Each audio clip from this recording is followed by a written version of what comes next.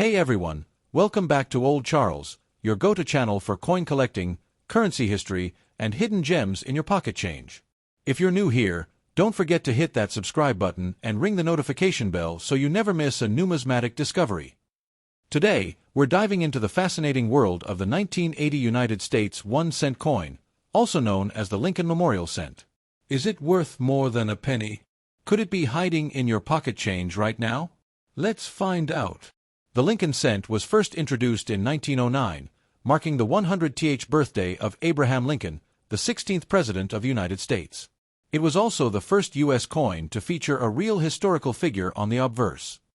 In 1959, to commemorate the 150th anniversary of Lincoln's birth, the reverse of the coin was changed from the wheat ears to the Lincoln Memorial, and this design continued through 2008.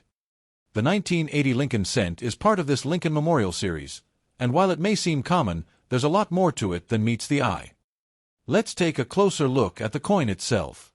On the obverse, you'll see Abraham Lincoln's profile, designed by Victor David Brenner.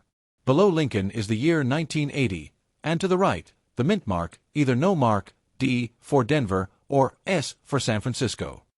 On the reverse, you'll find the Lincoln Memorial, designed by Frank Gasparo. If you look closely, you can even spot a tiny Lincoln seated inside the memorial.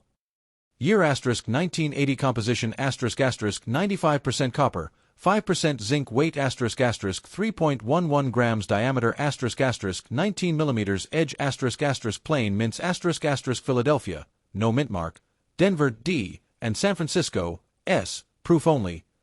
Now, let's talk about value, what everyone wants to know. The face value of this coin is just 1 cent, but collectors pay more depending on condition, mint mark, and rarity. Important tip ***, these pennies are made of 95% copper, meaning their melt value based on copper content alone is over 2 cents today, but it is illegal to melt U.S. coins for metal content.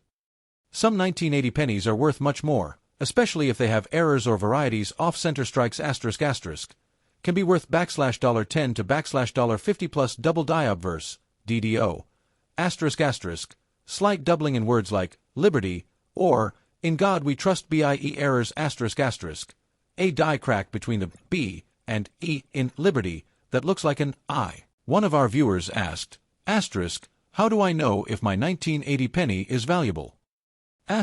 Great question. Answer ***, check for mint errors, proof like shine, and coin grading.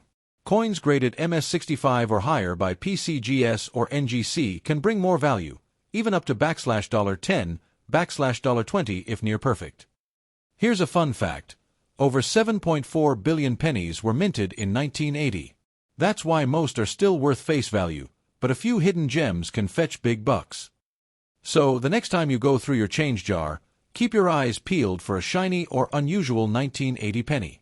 You might just have a collectible in your hands. When you look at a simple penny, you might not realize you're holding over a century of American history in your hand. The 1980 United States 1-cent coin, also called the Lincoln Memorial Cent, carries both historical significance and legacy. The Lincoln Cent was first introduced in 1909 to commemorate the 100th birthday of President Abraham Lincoln. It was a major change in U.S. coinage history because it was the first U.S. coin to feature a real person's face. Until then, most coins used symbolic figures like liberty.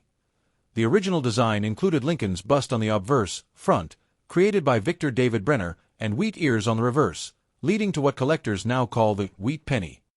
Fast forward to 1959, the U.S. Mint changed the reverse of the penny to feature the Lincoln Memorial, in honor of the 150th anniversary of Lincoln's birth.